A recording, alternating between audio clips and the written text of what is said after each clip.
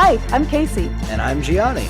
I never finished reading the Animorphs books as a kid, and I still haven't as an adult. And I've never read them. We can't tell you where we live. But we can tell you that we want to revisit these books as adults and dive into what we would keep or change if we were to put it on TV. Two friends, 50-something books. Welcome to morphinbuddies. Sure. I mean, you can cream me anytime. Yeah, I love getting creamed, cream pied, cream... Yeah, they call me Big Cream in these streets. I don't know if you've heard that. Are you cracking it open? Oh, yeah. Cracking open a cold one with the boys? Oh, yeah. What's it say? We have a fact? Yeah, I got a fact today. Oh, my God. Hang on. I have to mentally prepare myself. Okay, I'm ready. You ready for this? I'm ready. You can start a fire with ice. They don't tell you how. They just tell you you can. Like, is it somebody named Ice? Maybe that's the loophole. I think that maybe... So now they're just... That could be Now they're it. just doing little play on words with their Snapple facts? Perhaps. Yeah. Or it's an acronym. Like ignite, carbon, and energy. That could be what ice is. I'm always reminded that you and I know nothing about science every time we do. Wait, I know a bunch of animal stuff. Okay. Yeah. I know a bunch of animal Me stuff. too. I know that there's like 4 types of animals. Yes, and we know that the Earth is flat. So yeah. What else is there to know? I don't think anything else matters, really. Why be curious? Why be curious? Be Why be judgmental. curious when you can be right? Yeah. I just want to be right. That's it. That's all we want.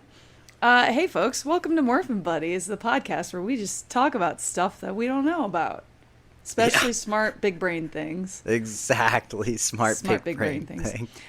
We're extra smooth brain today because it is 87 degrees outside Fahrenheit. Sorry for you Celsius folks. I can't help you. Probably in the 40s in Celsius. Who knows? My brain's been melting inside of my head. So there's just nothing good that's going to come out of this. Yeah. This is the worst. This is the worst time of year.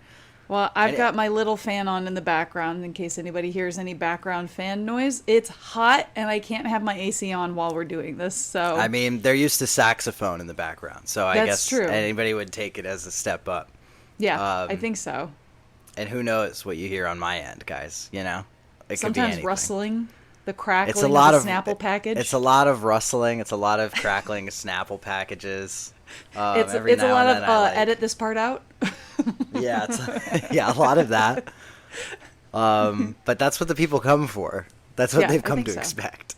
That's so what we're just you guys trying to have stuck deliver. Around.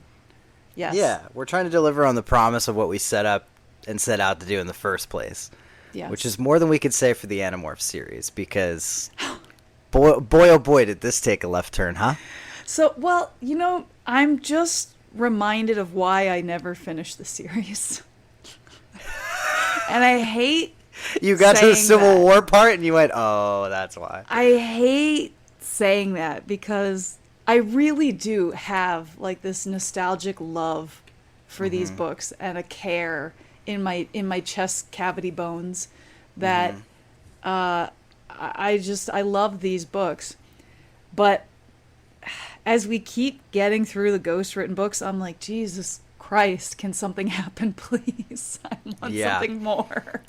And we made progress, made some big giant steps, some good, some not so good, but we're making progress. And then this book started and you're like, oh, we're making some more progress. No, we're not. No, we aren't. Yeah, not really. Actually, no, we aren't. Actually, we're making such little progress, we have to fill half the book with someone else's story who doesn't matter. Listen, I can appreciate and respect they're trying to do something different, bring a different spin, because at this point the books are starting to feel very repetitive and like it's like the episode at this point they are. Well, earlier they all were. Respect. Again, all respect. I'm getting disrespectful. Not bashing the authors. Everyone is really talented. We're not saying anything about anyone. But let me say some praise first. Yes. Before I really shit on this. Yes. Okay. But let me say some praise. The moment to moment writing is great. Yes. And honestly, this is some of the best prose that I think the entire series has had. Is in this book. I do think that the two character perspectives are very dynamically different in a way that feels genuine and feels real to both of their world circumstances. I have no issues with like the moment to moment writing of it. Yes. I have nothing but issues with the structure, the plot holes that are just insane at this point. Yeah.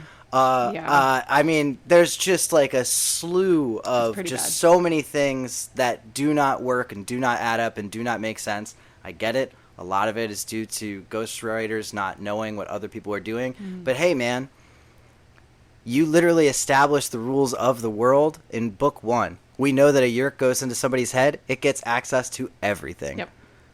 How would it not know that the Andalite bandits are humans now? Yep. Why is that not a concern on anybody's mind? Yep. And that's just like one plot hole. Yes, There's like a there's whole a little few. tiny... I could get like little nitpicky... There's a whole thing about like, oh, when I heard that terrifying voice of Visser 3, who's not Visser 3 anymore, but...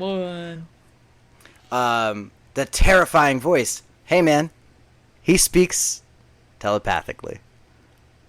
He's got a spooky telepathic voice.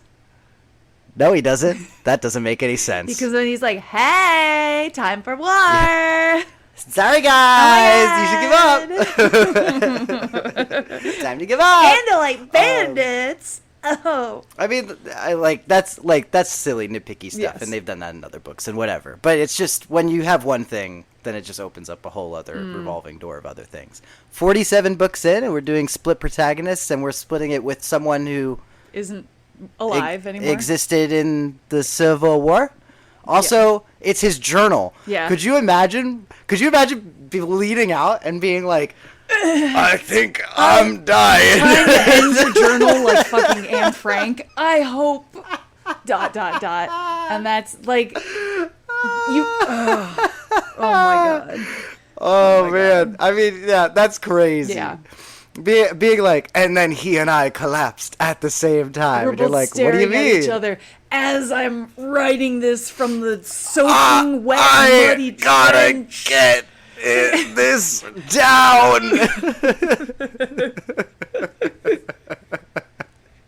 That's crazy. That's Also, is the Hidden Valley, is it hidden or is it not hidden? the Hidden Valley. You mean the ranch? No, the like where the Hork Bajir are. Yeah. The Hidden Valley made by Ellimist God, who doesn't give a shit about anything except when it's convenient for the narrative. Is it hidden or is it not hidden? It's kind of hidden. Well, it was hidden and now it's not. It's a little hidden. It was a little hidden, yes. It's sort of a little hidden. It's sort of kind of hidden, in a way. No, like, why in the world would any of the Hork Bajir send anybody outside of the Hidden Valley? They know that as soon as a yurk captures one of them... That's it. Guess what? That's it. So why are they going to raid and save other Hork Bajir when it is so dangerous for them to be captured? Great fucking question, Kacey. No fucking clue. Why? Why would they do that? That's crazy. That's crazy that they would do bandits. that. You're Don't right. send yourselves, you big dumb idiots. Like. Also, how hidden is this valley? If like fucking 200 feet away, we got a whole dam of beavers, and then 100 feet from that, there's a group of campers.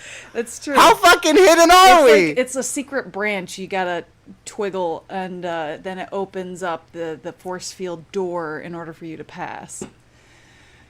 Good golly, Miss Molly. This is just doesn't make any fucking sense. Now, again, the moment-to-moment stuff is good. If you could just take this as a story completely out of the context of everything else that it exists in, it's probably a way better story. Unfortunately, we have 46 other books in the main series before this. More than that. And then a whole bunch of other tangential shit. There's just too many things at this point, and no one's paying attention. Clearly no one on the editing team, the publishing board, no one's paying attention. It's kind of like that joke of like how many Dragon Ball Z characters does it take to change a light bulb? Don't know, but it takes 3 episodes to do it. Like it's just true. feeling like wheels that are caught in the mud, and we're not really going many places plot wise, and then we get a little bit forward, we're stuck again, and then we're just spinning the wheels again, and it's feeling like the plot is just kind of stuck and barely moving forwards. Now, like, yeah, we're stagnant. Yeah, so, you know, it is, yes, it's the spoilers. It is a big deal. The Hork Bajir Valley gets discovered, and they can't really live there anymore. Except they can, because the end of the book, Toby's like, we earned it. We can stay here forever now. We fought for it. And you're like, I like the sentiment, but also, no, you can't. You guys gotta go. You gotta find some other Ellimist created valley. Yeah. Like you should have done in the first place. I don't know why they're so hung up on this valley. They were like, "This is our home." No, it isn't for them. It quite literally isn't. Children there. It literally is not. Cool, man. It's literally not your home. I don't know what you're talking about. It's literally not. Why don't we steal a bug fighter, give it to the Hork Bajir, and well, I guess their home planet was destroyed by the Yeerks, so they can't really fly back to their home planet. Yeah, but clearly it doesn't really fucking matter. We'll find any planet with oxygen, we're good. And trees for climbing. Well, I don't know how you would have oxygen without trees. Again, I mean, we don't know much about science. We don't know about what planets are out there. Yeah. Well, there's a planet for everything, because every time Mr. 3 shows up with some cool new morph, I'm always like sick as fuck. Yeah. How does he keep losing? He sucks at this. Because he's got like a fire-breathing like dragon in this one, and you're like, this guy rocks. Yeah. And then nope. And he's like, sucks. ow, my eyes. He's the worst. He's so bad at this. Also, how hilarious that, like, he chose the morph that its one weakness would be water, and yeah, they were like, "Whoa, good! Thank goodness we came up with this plan, because we didn't know it was going to pay off in this way." Yeah, for real. Like, so. Why doesn't he choose the morph of the fucking thing that could literally track morphing things? Remember that? Yeah, the Venber? Is that yeah, what that remember was? when that was... Yeah, actually, that's a crazy memory you got on you right there, big steel dog. That trap, was sick. baby. That's a steel trap up there. I just felt an extra wrinkle. Yeah, whoa. Thank you so much. Whoa. Thank you so much. Wait, now you have one. I have one. I have smooth brain and one wrinkle. The smooth brain has one wrinkle. No, I mean, why can't we choose that thing? That thing will never come back up again. No. Honestly, the Helmicron would be a better fucking morph for this. You'd infiltrate the Hork Bajir village, be in and out in 2 seconds. You'd be good to go. Well, easy. Listen, I think the Venber were like a bunch of them at once, so even if you acquired it, you'd only be one instead of thousands. Oh yeah, because they were like little. They were like little tiny nanobots, guys, right? Yeah. Yeah. So that wouldn't work. Oh, got it. So it would be like doing a flea. Yeah. Yeah, you're right. That's probably a bad morph. Yeah. Hey, you know what we could do though? Create something. Literally else. Anything else. It is so funny that every time Visit 3 shows up, he always has one morph up his sleeve. Just one. He's like, ooh, spooky. And we're like, yeah. He never thinks about like, maybe we switch it up. No, he doesn't plan he's ahead. like, I got one guy. No. I got one guy in the tank. And then, I'll thwart it again. Why doesn't it work? I'll do the fire guy this time. Damn, they had water. No. I know. I'll do the shark guy this time. Oh, shucks, they flew as seagulls. Guess we can't catch them now. No, can't do it. We've been collecting morphs like Pokemon. Yeah. For like the first like 20 books. Yeah. There was like a bajillion morphs. We did collect a morph in this one. Now they're beavers. Yeah, cool, but like town. I think it's so funny that Visser 3 is so deeply incurious about the human world. Oh yeah, he doesn't give a shit because he wants to destroy it. He wants to kill it all. He's like, I got 4 morphs in the tank. I'm good. That's all I need. Yeah, what else do I need? I got one human guy so I can walk around. I got one fire thing and one water thing. And a bird thing. Kind of. It wasn't that great at flying, if I recall. No, I don't think so. I don't think it was. It was more good at eating. Yeah. He's like a kid, like, you know how like when you're a kid or an adult, I guess could do this too. But you're like, I know what I'll pick for my Pokemon starter, the one who looks the most dangerous. Yeah. Like that. That's actually, just like, oh yeah. Yeah. He's Gary. He's the Gary of Yeah, Game he's not Boy gonna be Advance. Mr. Mime maining, No. you know. He's not gonna be going out there with the Pikachu. He's gonna be going out there with the I want the fucking Charmander. the Charizard. Yeah. Yeah. Yeah. It's just like, all right, Yeah. makes weak sense. sauce. I've always been a Bulbasaur lady myself. Love that Bulby. Big squirrel guy. Yeah. They you call me would. the squirt in these streets, you know. Anyway, speaking of stupid, let's get into this book, especially the beginning. God, the beginning just pissed me off. I didn't like why? the beginning of this. Oh, why? Because this So is curious. what I wrote. This was my first note as I was reading the beginning of this book. I wrote, I can't wait. I wonder wrote- what it is. I wrote- wonder what it is. Jake is big mad that no one acknowledges his lack of work, and he punches a pile of boxes down the stairs. And he trashes his brother's papers. That's the beginning of this book. Jake sucks. Jake literally one of sucks in this book. The and I try first so hard to vouch for him, but things- god damn it, he sucks. One of the first things his inner monologue says is he's like, nobody appreciates Nobody all likes this. me. I sent you a You screenshot have a of guy it. on your team who literally only and exclusively refers to you as Prince. Prince. The rest of the people on your team are like, our leader is Jake. Literally every single person. Every single book states this fact. Unfucking real. And The balls on this guy to be like, oh, nobody appreciates all of the hard work I do. All of the... Get fucked, dude. Get so fucked. Literally the stupidest shit I've ever heard anybody say in my life. Are you kidding me? And this is literally like within the first paragraph of the book. And when I was reading this on my phone, I took a screenshot of it and I sent it to Gianni and I said, "You're going to be upset with this book." And Gianni disliked it. Boy, howdy was I. You know, Were but I you was ever? ready. Yeah. I was ready, though, because you had sent me that thing, and I was like, Lord. I was like, oh, And it no. gets worse. It gets worse later on in the book, too. Oh, yeah. I can't wait until we talk about 47 books. Yeah. We had literally 46 books of Jake wanting to keep this thing a secret, and then just throwing it all out the window and getting no pushback. Can't wait till we get to that part.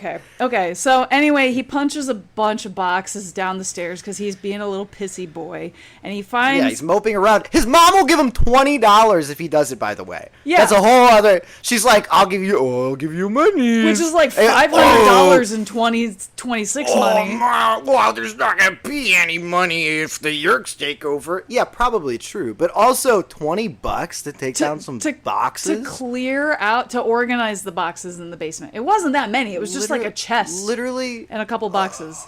It's really not that much. Here's how hard it is, Jake. Watch this. That's it. $20 That's it. for you, Gianni. Here you go. You can take it through the screen.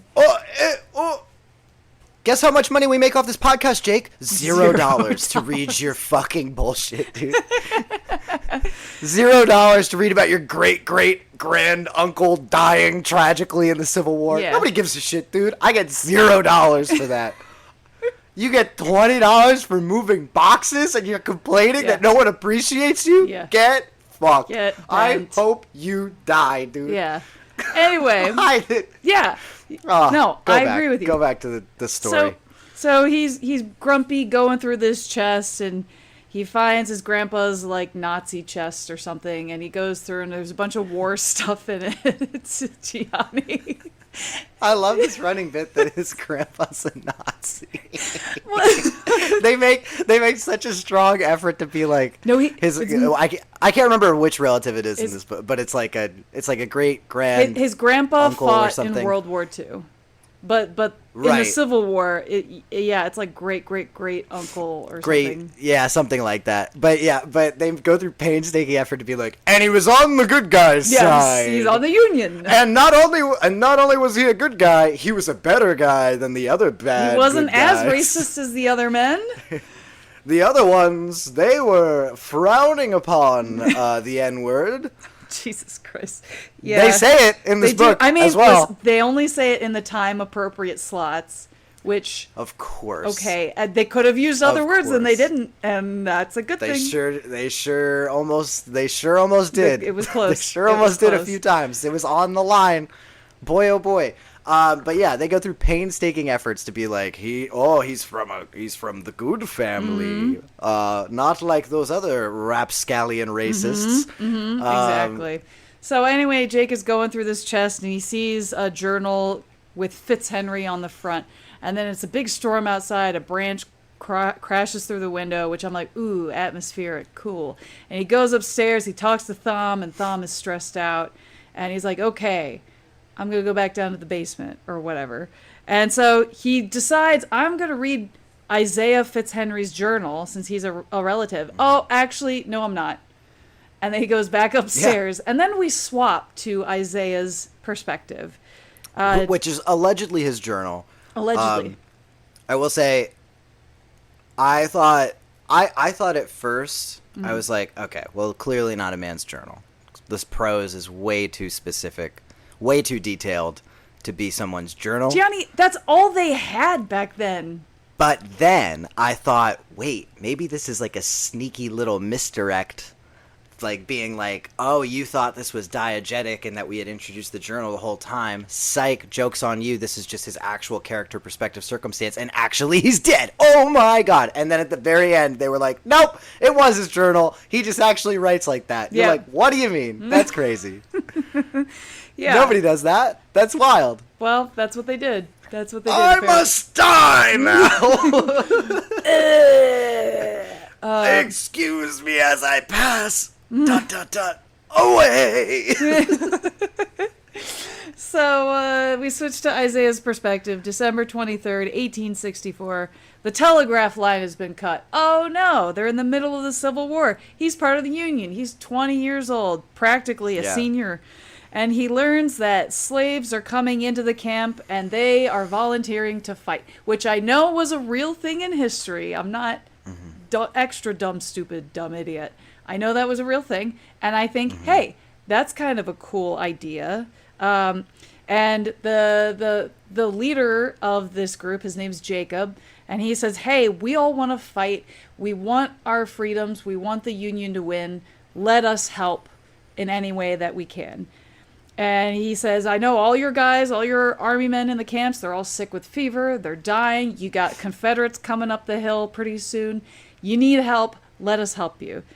And Isaiah's like, this might be a good idea, but also maybe not. People would be upset.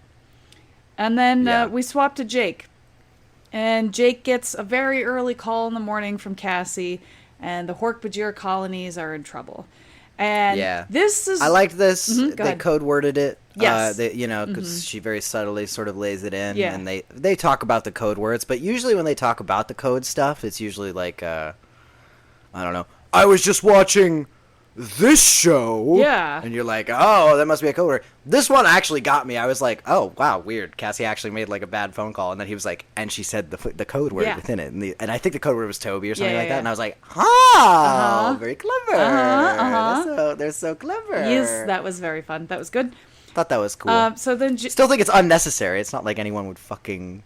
In case Thom picks up the phone or whatever. But Jake does go check Even if on he Thom's did- bedroom. He's not there. Even if he did, Kacey could just be like, hey, we're going out. Yeah, You know? at 3 It doesn't a.m. need to be... Take a hike. What? Sorry, I accidentally speed dialed you, my friend. Yeah, oops. My good buddy Jake, My I good, think good that friend. girl likes you. So anyway, Jake turns into a bird. He flies over to the valley, and he learns that the Hork Bajir decided to raid a Yerk facility that is somehow nearby the valley. Yep. Within running Everything's distance. nearby this valley. Yes. Everything is nearby this hidden And- valley. The most hidden valley of all time is hidden in plain sight. Everything the is nearby. hiddenest There's valley. a Walmart up the street. Yeah. There's a couple campers down the road. The most hidden valley in the world. Grocery store is down the Everybody's near it. block, you know. Yeah. So they raided the Yerk facility. They rescued 4 of their own people, but one of their warriors was captured. Uh-oh. He's going to be yerked. They're going to spill all our secrets. They're going to know where we are. We have to stand and fight. And Jake says, you guys should run. And they're like, no, we want to stand and fight. And then I was like, uh-oh. I hope this book isn't going to go where I think it's going, where they're comparing the always described Hork Bajir as being kind of dumb and not very smart, and using that as an allegory for the slaves that want to fight in the Civil War. Union. Thankfully, they didn't do that. They kind of, but it was just scary do it with the campers instead. Yeah, no, I had the same reaction too. I was like, please don't. I don't know if we're equipped to tell this story. Don't go here. Please don't do this. But they did. They don't. Yeah, it becomes way more just about like the circumstances of fighting insurmountable odds, and you're like, okay, it's a Seven Samurai story. Got it. Okay, we've seen that. Really, like the most arduous part of this plot structure is not because again, I have to look at my rankings, but I think I have this ranked like in the middle of the pack. Like it's not a bad book. No, it's just that there's nothing that makes sense in the context of the series. But like as an individual book, it's actually not bad. It's really just the thing that makes it kind of an arduous process is that you see where it's going very early on. Yeah. You see like, okay, got it. I'm supposed to be drawing a direct connection between Jake's Seven Samurai story and his great grand uncle or whatever, their Seven Samurai story. Yeah. Got it. And then you're just waiting for the book to get there. Yep. Because it's not getting there. It just is kind of like plotting out Isaiah's character circumstances and his relationship with Jake and his the fact that he's not a bad racist. He just exists in a racist time. But other people are good, but they are also racists and bad. And so that's just building up those things. And then Jake figuring out that dams exist and beavers are real. And then like so much of the book is just that I think as the reader myself, and I would wager a guess most readers of this book would probably think like, okay, like we know we get it. We have the two links in place. Thematically they're connected. The plots are very close together. Yes. We know exactly where it's going. Let's get to the action. When the action comes, it's great. Doesn't come for a while. Yeah, it's a bit of a slow burn. Slow burn. Really revs up. Never once did they consider though, hey, if that Hork Bajir is telling the Yeerks to come out to the hidden valley that's not so hidden, maybe it's also telling them that, there's a bird that talks. Yeah. And maybe they know where it lives. Human kids that come over there, and totally. Human parents that were supposed to be killed and are not dead. Right. Yeah. So Marco, and the aforementioned original Visser one. You know who I would go after if I'm Visser 3? Marco's best friend, probably. Yeah, probably. Probably. If I would you probably see that go after he's Marco's still best alive friend. and Wait, this is so weird. What? Did you know that Marco's best friend has an older brother who's already a Yeerk? Oh my god. Really? We could get all the information we want out of him literally right now. Oh my god. That's incredible. Guys, we won the war against the Andalite bandits. That's it. Oh, shucks. I forgot. The Yeerks are fucking stupid.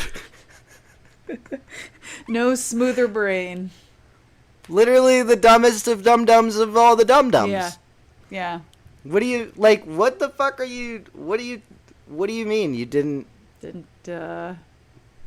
No follow-up questions. No. We went into the brain one time. We said Hidden Gorge. Got it. Bang. Yeah. That's it. Hidden in a valley next to a river. Don't need to worry about that. Yeah. Fire monster. We got a fire monster that'll work against a river. Oh, I got it, guys. Fucking burn it all down. Easy. Oh, God. Okay, so... The Yeerks just play rock, paper, scissors. Everybody else is playing checkers. The Ellimist is playing, I don't know, four-dimensional chess or the worst tic-tac-toe game you've ever heard of in your life. Maybe. And honestly, we don't know. And then the Yeerks are just playing rock, paper, scissors. And losing every time. Every time. Against all odds. Every time. So then we swap to Isaiah's perspective again, and he talks to a rebel soldier who was injured that they captured, one of the Confederates. He gets intel. The guy's like, oh, yeah? You think I'm not going to tell you this and this and this? And he's like, uh-oh. instantaneous in Which actually, I thought that was actually pretty funny. Like a 4-sentence dialogue exchange. Yeah. But I thought it was pretty funny that he was just like, he gave him the information, then he's like, I wasn't supposed to do that. No! Yeah. So then Isaiah goes to visit his sick men to try to raise morale, and there's a doctor there that says, hey, you should let these guys that came in, Jacob and his men, you should let them fight. And Isaiah's like, and then we swap back over to Jake, and Jake is helping the Hork Bajir prepare traps, making a plan B for retreat just in case. They're getting all set up for war. And then we swap back to Isaiah again. And his sergeant says, I don't want the slaves to fight. And Isaiah goes, And then we swap back to Jake again. And then Jake morphs bird and he flies around and he sees beavers damming up a river. And he says, actually, if we dam up this river way faster, we can make floodgates and flood Isengard and destroy Saruman. Also, the implication that beavers don't work incredibly fast is crazy. Yeah, He's like, oh, I got it. We'll put 5 more beavers in there. We'll get this done lickety-split. Yeah. Literally, beavers are so efficient. Yeah. That dam is probably as big as that dam could possibly be. You It's know a how I Hoover know? Dam. Because I know that beavers exist. And Jake looks at... honestly, the whole crew discovers beavers, and it kind of feels like it's the first time that they're realizing they're real. And they're like, just, whoa, beavers are huge? Yeah, they're like, 40 they're really pounds, big. which I actually didn't know they were 40 pounds. It's like a giant bag of flour. Those are Dude, heavy. I saw a beaver one time. Yeah. When I was in middle school. Yeah. Actually, maybe that's the correlation. Because, like, I think you know that beavers exist. We all know beavers exist. But when I actually saw a beaver in its, like, natural environment, they're cute as heck. I was like, holy shit, that's a bear. And then I was like, no, it's a beaver.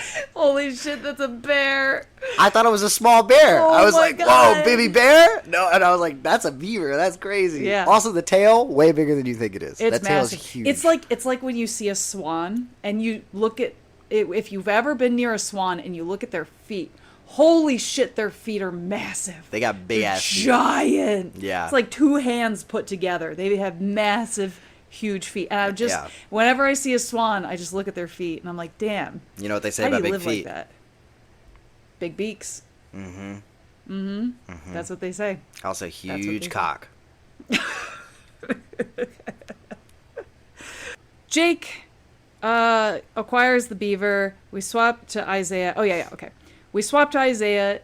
Jacob has a good plan to help, and he says, we want to fight, but also the Confederates are coming. Then we swap back to Jake.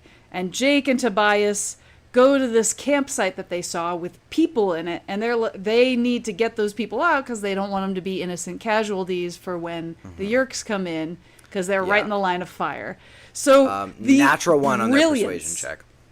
Say that again? Sorry, that was a D&D reference, but I said natural one on their persuasion check here. Oh my god. They were absolutely a natural one with a -2 on their score sheets, or whatever their sheets are called. Character sheet. Yeah, Character sheet, thank you so much. I know some, not very much. That was good. Thank you so much. So, Jake and Tobias morphs human, and they both, as 14-year-olds, go up to these like 5 or 6 children with 1 adult and say, hey, you guys have to scram. It's gonna rain, and you're gonna get rained out, so you better look out. They say snow. Oh, they say and it's snow. gonna be a snow, and it's gonna like snow them in. Yeah. Snow them all in. And they they're said like, that the what? ranger just came up to them and told them. Yeah, and the kids are like, what the fuck are you talking about? It's the summer. There's no snow. And they're like, oh, it's gonna snow. And the ranger and the dad, Mr. Carpenter is his name. Richard Carpenter. Yeah, Richard Carpenter. Dick Carpenter. We'll say it like that. Dick comes over.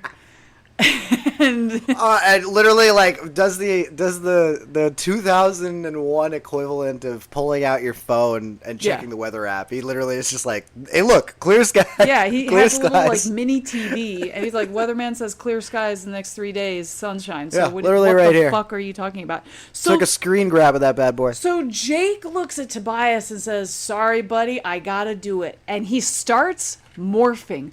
What kind kind of leadership decision is this? This is not... Guys. I was just reading this, and I was like, what brought you from A to B here? I want to take the moment to say to the audience, I told you so. Okay? You're right. I was right You're about right. Jake sucking ass this whole time. And all of you doubted me. You said, no, Gianni, he'll get better. No, Gianni, he'll get better. And I said, no. No, he won't. You're wrong. He's getting worse. And lo and behold, do we remember? I don't even need to say it. I don't need to say it. But do we remember how many times Jake has gotten mad at somebody else for almost accidentally showing that they could morph to other people? Yeah. We do remember that, right? Oh, yeah. Yeah. Oh, yeah. 46 fucking books in the main series. 46 of them. All of them. Jake gives a shit about this being a secret. Not today. Today he decides, I'm a hypocrite, actually. Yeah. How much pushback does he receive? 0%. Nothing. Yeah. So because everybody else is made of glass. yeah.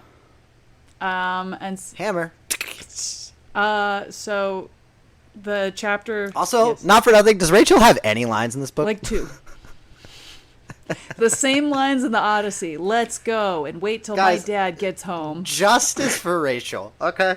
I've never seen the character was assassinated for like 4 books in a row, and they were like, "We'll just never write her again." I think she's in the next book. I think she's the next book. So Thank fuck, because I need a redemption arc stat. yeah, I'm I'm like forgetting that she's even in the group. I'm like, what is she up yeah. to? I barely saw her in this book. They mention her in there. passing, only ever to say like, "Oh yeah," and then here's a decision 2 characters have. Rachel obviously wants the crazy one. And that's happened now for like 10 books. I'm like, give us something. Give us something else, please. Oh, So yeah, Jake Fall from morphs in grace. front of these guys to convince them somehow. Somehow that's going to convince them to leave. Me personally, I'd be like, whoa, sick. What's that about? Anyway, so then we swap. I'm gonna take you to the hospital, brother. Yeah, let's get you to the hospital. You're an animal now. Yeah, this guy's sick as fuck. I'm taking you to the farm, or I'm shooting you on sight. Like I don't know. That's a tiger. Anyway, so we swap back to Isaiah. The Confederates attack. He gets shot at. He's like, oh my God, I've been shot. And it turns out his belt buckle actually deflected the bullet because it's made of lead. And it got lead poisoning and killed the bullet. So Totally. that's just how it happened. And the rebels retreat for why? Por qué? Give him a false sense of security. That's how Yeah, you get sure. him. That's how we do it. And he decides, I'm going to let Jacob and his friends fight this fight with us. Damn the sergeant who thinks that they can't fight. To arms, gents. To arms. So then, then Seven Samurai teaches them how to load bullets into guns. yeah, which is pretty cool. And then we swap back to Jake. And my next note is, oh God, the campers are all nerds because they look at him and they're like, oh, you got your aliens? Oh my God, guys, this is so cool. Literally the dad is just like, I've been waiting. Listen, kids, I have been waiting my entire fucking life for this shit. And none of you little shits are going to ruin this for me. My first This is thought my would not time. be aliens. No, My my first first thought would thought not wouldn't be be aliens either. It Like, would be. what? It would be the word I can't say out in the woods. That would be my first thought. You ever heard of a knot deer? You know. I can't say like It would be a I can't say deer. the A cryptid. Yeah, you know, like a cryptid. yes, it's a cryptid that I'm referring to. I can't say it because I live in New York, and I'm not superstitious, but I'm a little stitious. Shut up. Get out of here with your office quotes. Get out of here. I'm just saying. Wait. I think that quote is appropriate in this. Wait, what is what is it? I don't think I know this. It rhymes with mendigo. Oh, people aren't allowed to say that? I mean, you shouldn't. I didn't know this. What is this like? You live upstate. Boy, I grew up in Indiana. What the fuck do I know? I'm just saying, if you're in the woods, don't be whistling in the woods. Is all I'm saying. Wait, is that word like call the creature out? Mm-hmm. Oh, I thought it was like a racist term. That's why I was scared to say it. Oh, no. That's why... No. Okay. I don't think so. I mean, it might be. That's why I had that reaction. I got scared it was somehow a racist term, and I was like, oh my god, I've said it before. It might be in like a... I don't know. There might be a Native American culture or something that it's like a racist term. But okay. I wasn't referring to it as a racist term. Oh, okay. I just think like, hey, man. It's like saying the Shakespeare play when you're in the middle of the show. Yes. Got it. Exactly. Got it. Yes. And even though I live in a place with a lot of buildings... You never know. I do live close to woods. Relatively. Relatively close in the middle of Manhattan. And you never know. And you never know. You You never know. Never know. That's true. It could carry over. The vibes. The vibes could be following you, lurking in the Raises shadows, his head you know? up and he starts scanning. Yeah. Yeah. So Listen, anyway, I don't believe in anything, but I do think that the world is a little more fun if I believe in everything just a little bit. Just a little bit. You know what I mean? Yeah. So then Jake starts speaking to these campers, and they're like, "Oh my God, are you like from Star Trek or whatever?" Dad's nerding out. He's got a hard on for these kids. Yeah, Tobias literally out loud says that was easy. Yeah, and Jake is like, yeah, let's just tell them everything. So then they explain everything about the Yerks, everything about the Hork Bajir, which we have to read, by the way. It's not like, and then we explained everything to these campers. No, they explain everything about the Yerks to these campers, and we get to read it. They gloss over the part about, like the hammerhead shark thing. Yeah. And they didn't mention anything about the allergic reaction to morphing, which was a bummer. No, or the plane crashing into the building. Yeah, about 9/11, pre 9/11. They didn't mention any of that. Thing. Yeah. They didn't mention the Navy base. They sure didn't do that. No. I remember when they almost dropped a nuke on Forks, Washington. Crazy stuff. Didn't say They didn't mention that part. Just give them the base knowledge, and that's all they need. And their dad is in. He's like, all right, kids, we're all gonna fight. Okay. Hey, wait, put in this. Not for nothing. Yeah. Remember when Axe ended that book being like, I'm sure they'll all think differently of me now. Nope. And Don't then remember. nobody's thought differently of him at all. Nobody's thinking of Axe, actually. No one's had a second thought about you, dude. I think you had 4 lines in this book, which is more than Rachel had, but still. Yeah. So then Jake tells the rest of the gang what he's done. And Marco gets rightfully pissed because he's like, what is this hypocritic shit? And Jake's like, actually, you did it too, and that's a fact. And Marco's like, actually, that was a moment when I had to save my dad's life and tell him what exactly was happening to him because he was exposed to the Yerks against his will. So no, I don't think it's the same thing, Jake. And Jake's like, you're giving this conversation way too much credit. Marco barely fights against it. Yeah. But he's like the circumstances are a little different, and then Jake's like, yeah, tomato, and then they move on. Exactly. And Jake even says, it's a fact. You did the same thing. And I'm like, fuck off, Jake. It's a completely different situation. It's apples and oranges. You can't apples and oranges your way into this argument.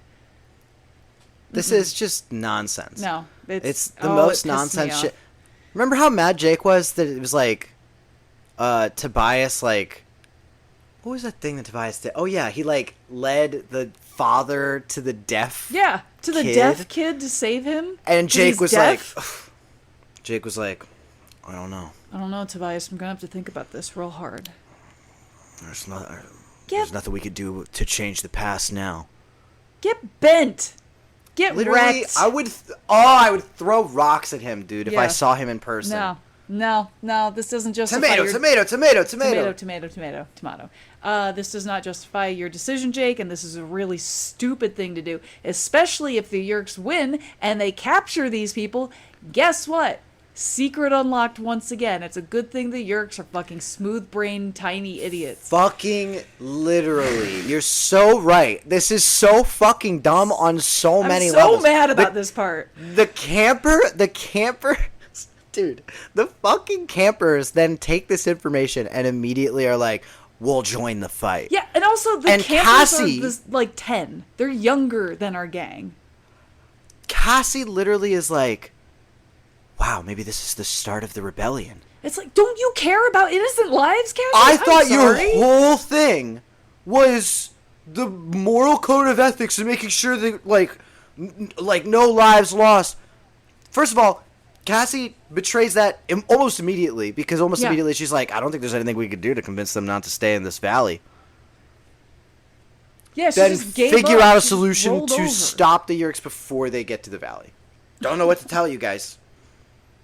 Actually don't know what to tell you guys. Cassie's a totally different person in this book. Jake is a totally different person in this book. I don't know where these characters and went. Max barely there. Rachel doesn't exist anymore. Rachel's not in the... As far as I'm concerned, Rachel's not in the Animorphs until proven otherwise. I have not seen or heard from her. I think that she's made up.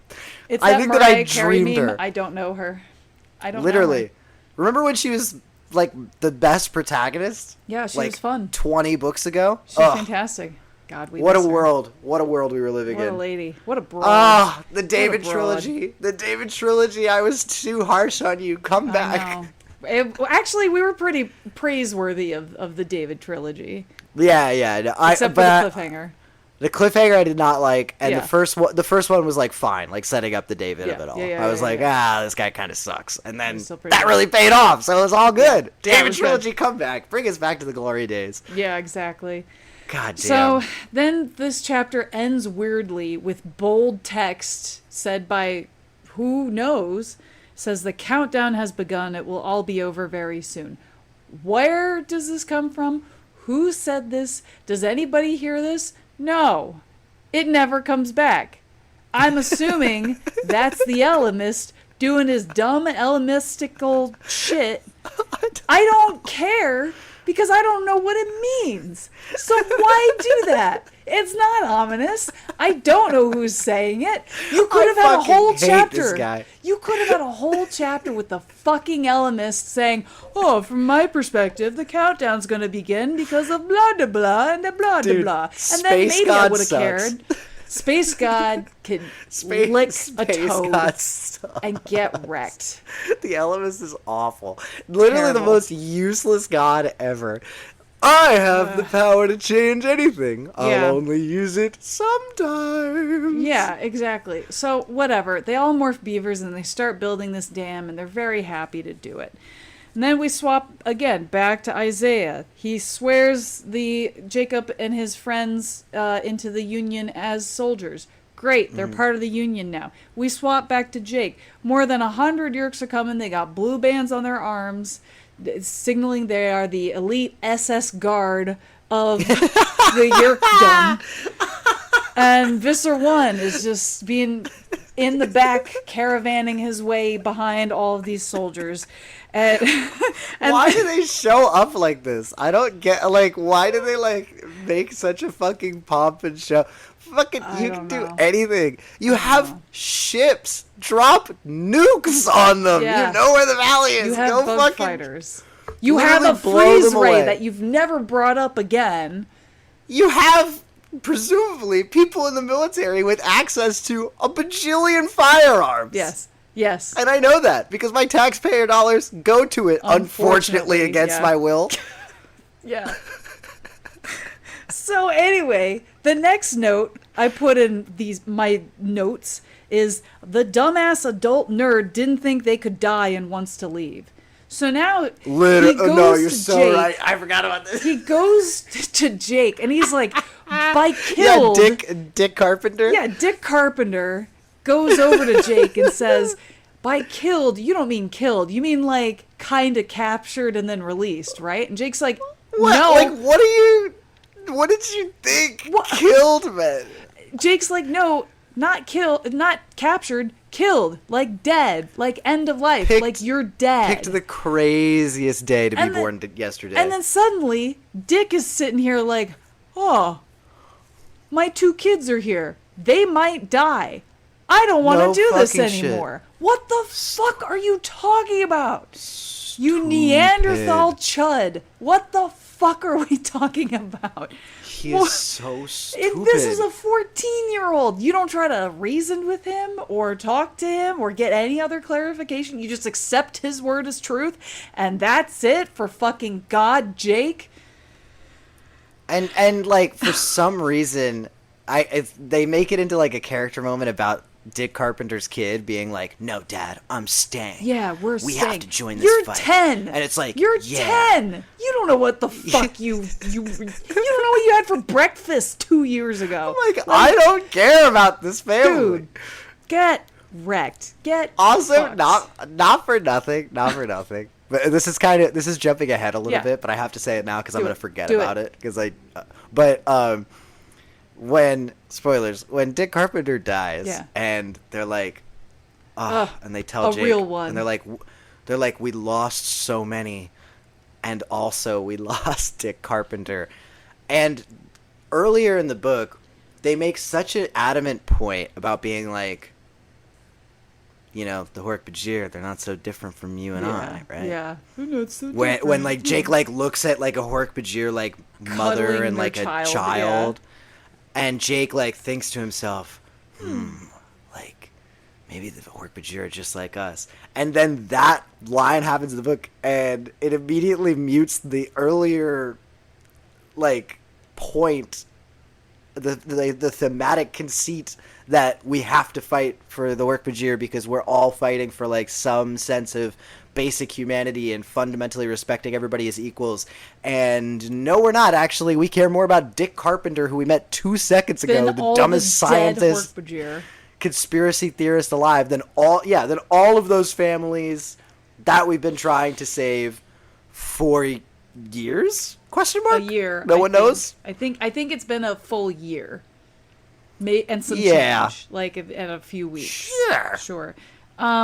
Couple of days. But yeah, this big dumb dick idiot decides, I don't want to be here anymore. Does he? I thought when you said killed, we were playing with laser tag guns. No. Does he grab his kids and leave? No. Does he usher all of the children out of the valley and says, we need to go? No. He lets them stay, and he runs off himself. He runs up a hill. That's what Jake says. Also, point of order. Jake says to him in this scene, Jake's like, it's too late. You can't go. Hey, why? Why not? You can go. Get the fuck out. You have children. What do you mean? Go. I mean, I don't know why you didn't take me seriously when I said killed means killed, but you can still go. I thought that was stupid too, but yeah, you can go. Why can't you go? What do you mean? Just go. I don't get this. So, sure. Okay. So, Visser 3, big battle, lots of carnage, stuff is happening. Big fire monster. Big fire monster. Then we swap to Isaiah, and the Confederates are back, and they're charging, and then they back off, and then they're charging again, and then Jacob gets shot, and then Isaiah gets shot, and then Isaiah describes in this journal that he's writing, he says, I got shot, and I feel myself bleeding out. And then I look over, and I see Jacob falling into the ditch next to me, and our eyes meet, and he's bleeding out, and I'm bleeding out, and we're both bleeding out. And one day, I hope my future generations are going to look back on this, and I say that we're on the right side of history. And also, I hope... This really is not an exaggeration. It's not an exaggeration. This is exactly how it is. And it's as if to say, no wonder you lost this fight. You were writing the whole time. You were writing the entire time. Imagine trying to, like, fire a rifle. And then, this thought. Hang on. Oh, let me hold on. Hold on, guys. Hang on, Confederates. Hang on. Don't cross this line yet. Hang on. Let me finish. Oh, shit. I gotta reload. Wait, I gotta write this passage. Wait, my pen's out of ink. Does anybody have an inkwell? Inkwell. Anyone? I just need to finish. Oh, we have lead balls. Oh, we can write with those. That's why he couldn't finish his journal. It's not because he got shot. He ran out of ink. That's what it was. Just starts writing in big blocky text, just rubbing the lead ball across. He starts scratching it into the paper.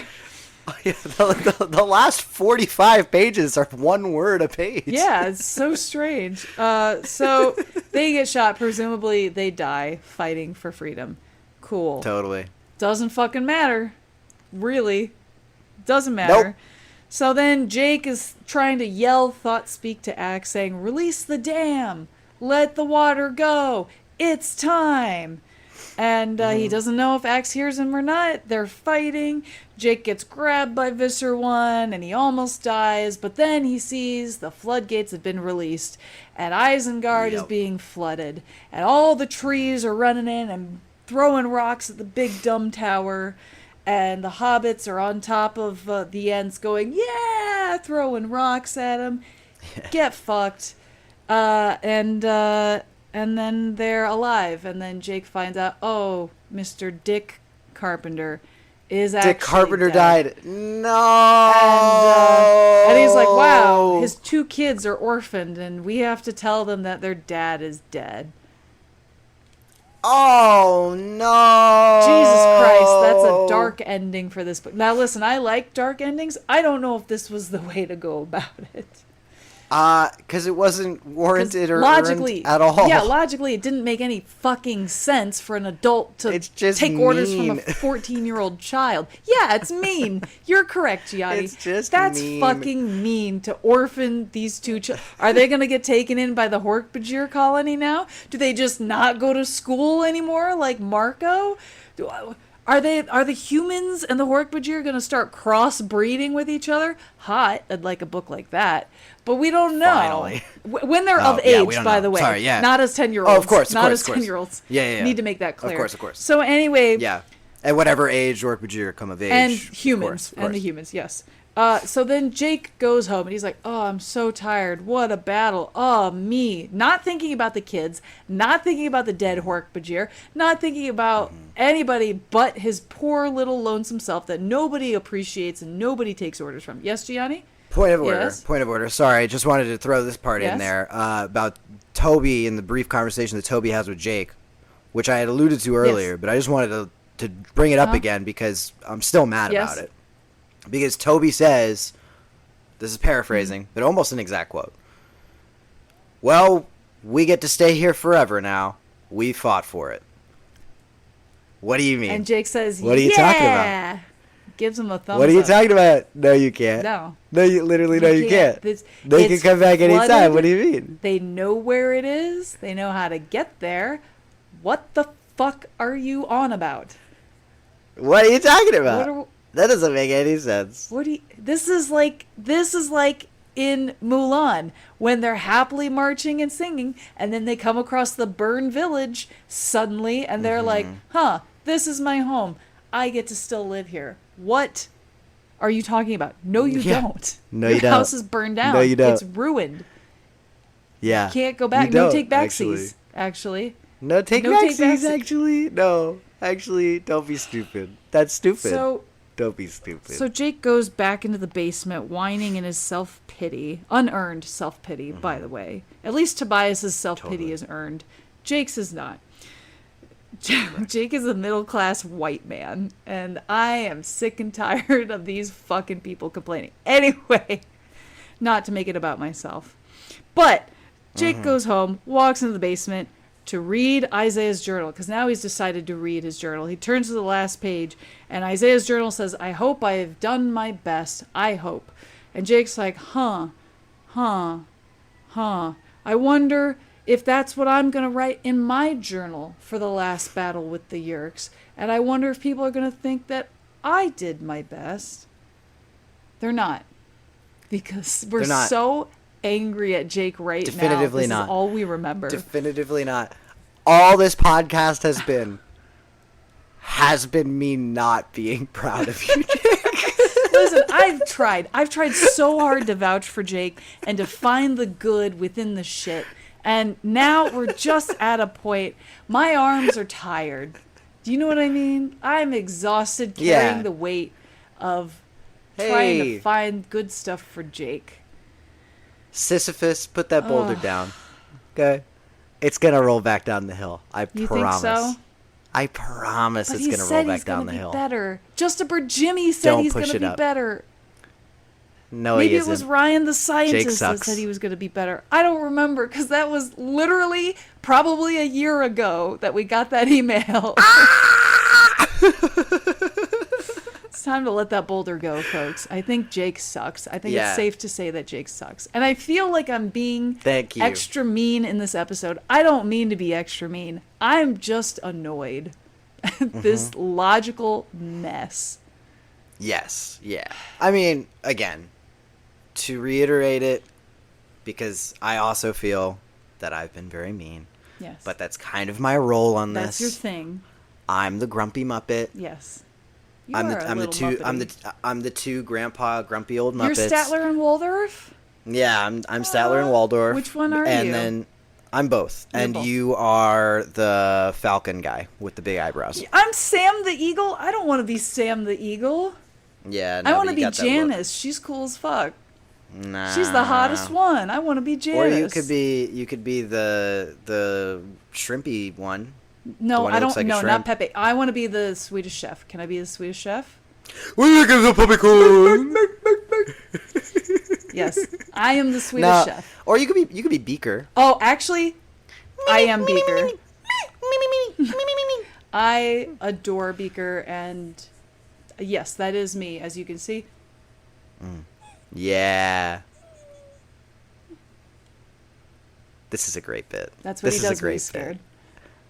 You guys didn't see what I did. It was really good. It was a good impression, guys. You would have liked it a lot. Thank you so much. Anyway, to get back to the point, though, it's kind of my role in these things, but I am being serious in my critical analysis, and to reiterate the point, because I don't want people to be too upset, although I don't really care, but I don't want people to be too upset.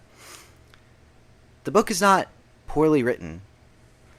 There are things to like about it. I think I just looked at my rankings, and it's like ranked 25 right now out of we have 47, we have 53 books in total, and I put it at number 26.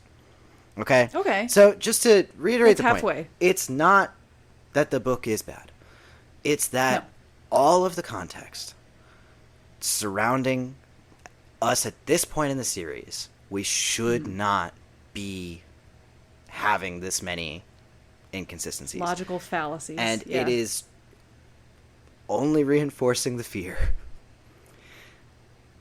that there will come a point the fish is gonna flop when this book series ends, and I will be upset. It's a dead cat bounce. Yeah, it's a dead cat bounce. I will be upset. I hope not. Hoping not. Praying not. Praying we're going to bounce back. I'm agnostic, but I will still pray that it's not. Praying we're going to bounce back. I've been proven wrong before. Yeah. Visser. Remember the attack? We were surprised. The attack was awesome. Amazing. The attack was awesome. Visser? Remember reading incredible. I remember when we were gearing up for Visser, and I was like, dude, do we have to do the side stories? Yes, we do. But it was excellent. Excellent. One of the best in Truly. the series. I think that's ranked my number 2. Incredible book. Good ranking. Under the reaction? Yeah, of course. Come on. The reaction is goated. The reaction's goated. Top of the list. I beat. can't see us beating it. Well, how are we going to bounce back to something as fun as the reaction after the dark turns we've taken? I want to say this. I think that this is an important point to say. I feel, from the reactions that I've seen on the Reddits and Twitters of the world of Animorphs fans, I feel that most of the praise seems to be that K.A. Applegate was able to elevate this clearly young adult material to tackle really mature themes and plots. Yeah. And while I do think that is true, I think that you guys are looking at that through rose-tinted glasses. Don't tell us that. Because, frankly, it's not often that those are the most interesting books in the series. It just isn't. There have been times. I'm not trying to take anything away from the David trilogy. Bangers. Yeah. There's the other serious books, like Visser, was very serious, took itself very seriously as a science fiction world. Excellent. Even the Elfengor story that we read took that science fiction very seriously and was a good book. We had some trouble with some of the plot elements and how they worked against the sort of science fiction of the world building, but ultimately, character-wise, a good book. It's not to say that these heavier moral themes and plot lines can't make something interesting, but it does not make it inherently interesting. And that is the thing that I would like to get across to those Animorph fans. If you are sitting there being like, oh, Kacey and Gianni, like, all they do is just like poo-poo this whole series or whatever, I promise you, amidst all the jokes, we are talking about this through some semblance of a critical lens, and the reality is that these things just don't make sense. Yeah, and you can't just hand wave it because you like that K.A. Applegate did something bold. Sure, and our goal is not to be critical of this series. Our goal is not to shit on a series that is niche and well beloved by the fans. Well, I'd like to like rephrase your point. Our goal is to be critical of the series. Our goal is not to shit on the series. I do want to be critical of the series because I want whatever iterations of it. Yeah, to make sense of this weird unfurling cosmic mass that just cannot be grappled with right now. And the reality is that I think the sooner we Animorphs fans, and I would include myself among them at this point. I mean, I haven't read 53 of these books for nothing. We're fans of this series. Yeah. We Animorphs fans need to accept that some of these things don't make sense. Yes. The sooner we accept that, the sooner we can make them make sense. Exactly. I knew you were going to say that. As soon as we're able to acknowledge and accept, like, yeah, this one's not very good, then we can start throwing out ideas of how to improve these things and how to make it more realistic, more logical, more emotional, have it carry a better weight so that other people can get sucked into the story and truly, genuinely enjoy it. Like, that's like, that would be like a great joy for me, if we were ever part of, being able to put these on TV or to rewrite them or to even be involved in like the developmental process of this, to be able to put it to screen in a way that respects the material, respects the characters, enlarges the story and makes it more complex and more fun as to everything that's going on. People are going to be so much more accepting of that, and we're not going to lose people because we're running through an airport with gunshots while a half bird lady is right in front of all these passengers. You know what I mean? So right. We lovingly are critical because we know we can do better. Yes.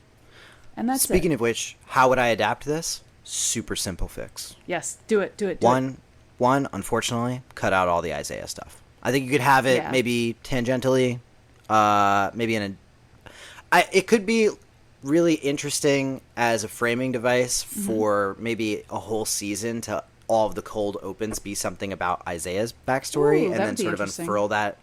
But that's like a back burner idea. That's not something I would really be pushing for. I would mostly cut that out. The easiest fix to get this novella adapted into an episode of television would be very simple. The Hork Bajir that live in this valley, we know that this book introduces that they've been going on raids to save other Hork Bajir. I don't think that's necessary. No, we don't. We already know that other Hork Bajir have found their way to the valley because they have some sort of communication with other Hork Bajir, right? So some sort of underground railroad. I'm sorry to draw it back, but that seems to be the allegorical implication. I think it what really they do, does. they rescue them from some of the battles, starve out the Yeerks, Sure. and then take them to the valley. But yes. And I think totally reasonable to assume that one of those Hork Bajir, and I can literally picture in my head just the moment of there's a group of Hork Bajir who have found their way to the valley and are welcomed in by this group of Hork Bajir, and one of them just looks a little suspicious. Yep. And is just clocking that eye frame as they're just looking around because that one is a Yeerk that's posing as a regular Hork Bajir. Perfect. And that one gets away, and that one passes a telecommunication, and we already know that Axe is listening to all the telecoms because that's already been established now. Axe then relays it to the group. There's been an infiltrator. They know where the hidden valley is. That way you don't have to deal with all the other fucking bullshit of why wouldn't they go after the kids then? Why would they still think that they're the Andalite bandits? Because they would know all of that information if they saw any Hork Bajir warrior that was going out on these raids. Yeah. This at least separates it from all of that, just has this new Hork Bajir come into the whole mold, and then we're able to have this whole battle sequence and get this like really high octane an impressive episode. Yeah. Also, cut all of the fucking shit with the campers, unless you guys are willing to actually do what I've been saying to do for fucking 45 books, and just admit that the secret of the Andalite thing is just not happening, and we're just loud and proud about it. Cut all of that shit because that does not need it doesn't to be need here. to be in there. Especially when you're trying to draw a whole comparison about Hork Bajir are just like us. We should be more inclusive, represent all these species as equal so that we can fight against fascism as a united front for freedom against oppression. Yes. Yeah. So I think that's fantastic. cut all that shit. And you can make it something as simple as the gang are leaving from a Yeerk battle and they're running up into the mountains and it's nighttime, so one of the Hork Bajir gets separated from the rest of the troops. He sees a bird that he thinks is Tobias. He follows it, and then he accidentally stumbles upon the free Hork Bajir. Done. Yeah, like I mean, you can just do not something. exactly the most hidden valley in the world. Something as Any simple as camper that. could come across those. Yeah. things. So, anyway, all right. Well, we'll revisit this, I guess, when it comes back up, if it ever comes back up.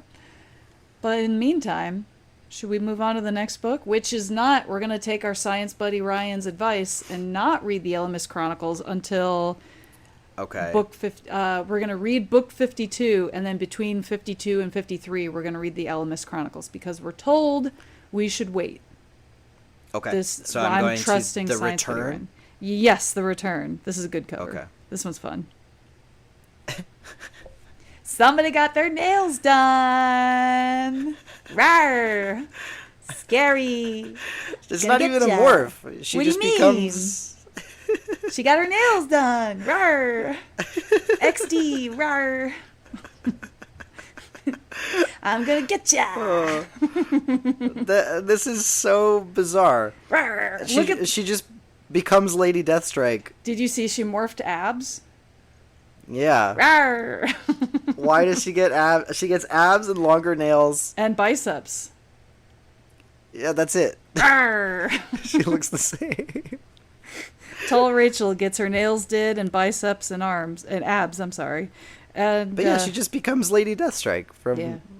X-Men 2. Yeah. X2. Rawr, XD. What does the tagline say at the top there?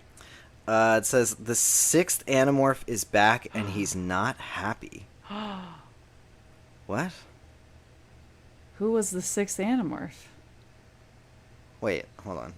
Oh my God. Now I have to recount my Animorphs. Oh my god. Rachel, Cassie, Axe, Tobias, Marco, Jake. What do you mean? Who's the sixth Animorph? If you don't count Axe, because he's not technically counted as an Animorph. Why would Axe not be counted as an Animorph? He's an Every Animorph. single back cover of the book says the Animorphs and Axe.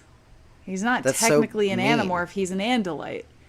I thought we were past that now. I thought so too, but we're not. Every single back cover I've read to you, the Animorphs and Axe. So is it David? This is a David reemergence? Yes. No, that's a bad idea. They shouldn't do that. Oh no. That's a bad idea. No, they're gonna ruin I just spent this whole episode just praising the David trilogy. Now they're gonna fucking ruin it by bringing David back in. The U.S. back cover synopsis says, "Oh no! Oh no! Oh no! David, the sixth There's Animorph, a secret fourth book to the David trilogy? Is back. Oh dear. No!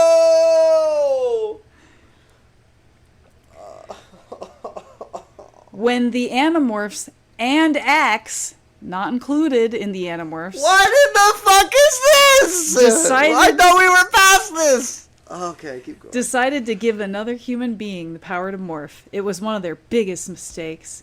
David tried to destroy all of them and almost succeeded. Rachel and the others thought they'd seen the last of him when they trapped David as a Nothlet, leaving him on a deserted island to live out his days as a rat. They were wrong.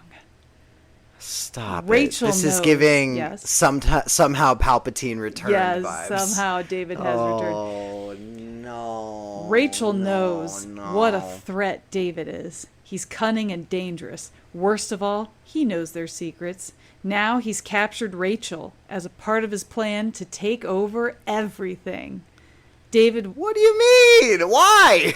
David wants power, money, but more than anything, he wants revenge.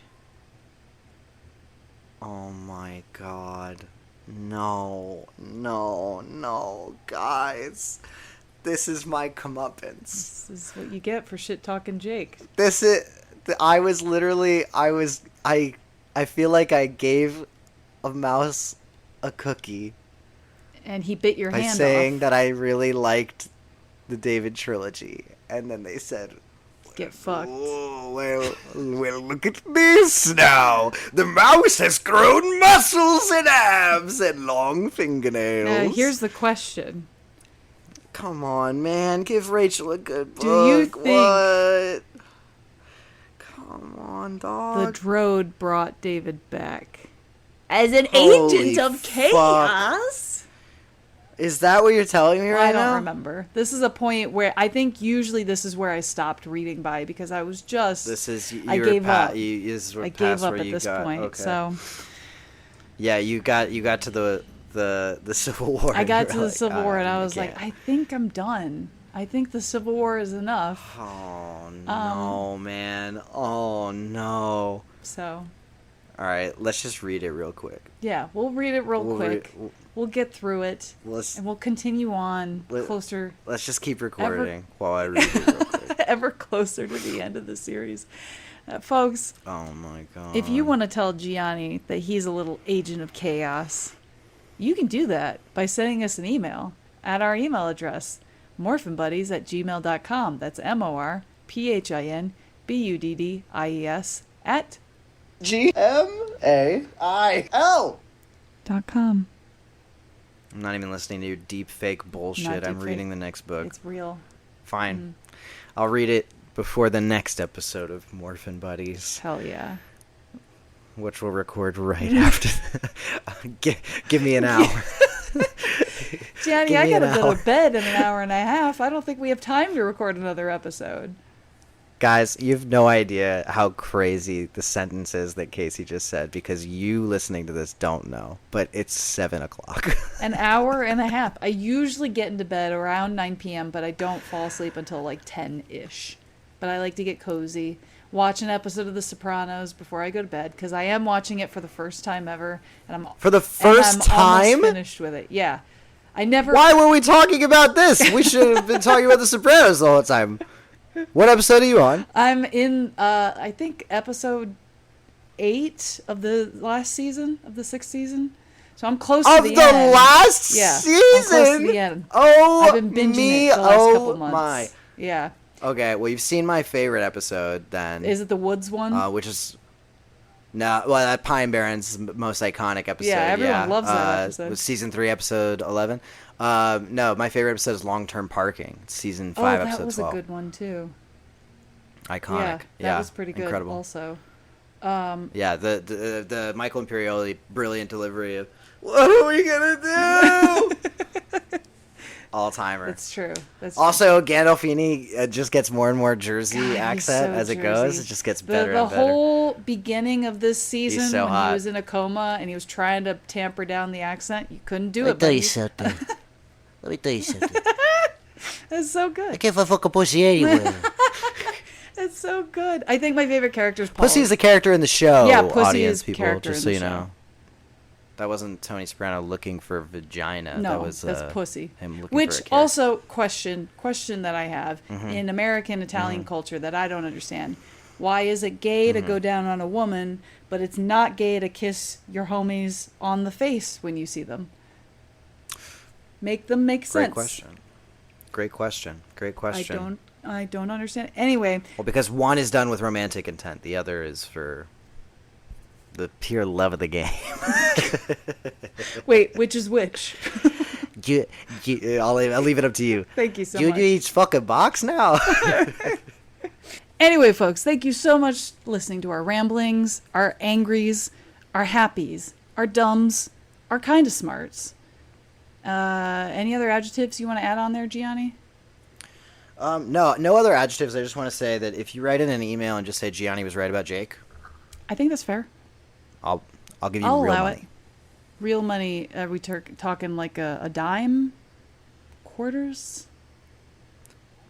I'll just say this: put your Venmo in Yeah. the email Yeah. as well. And then we will And then we'll talk. request money from you to give to us. Mm-hmm.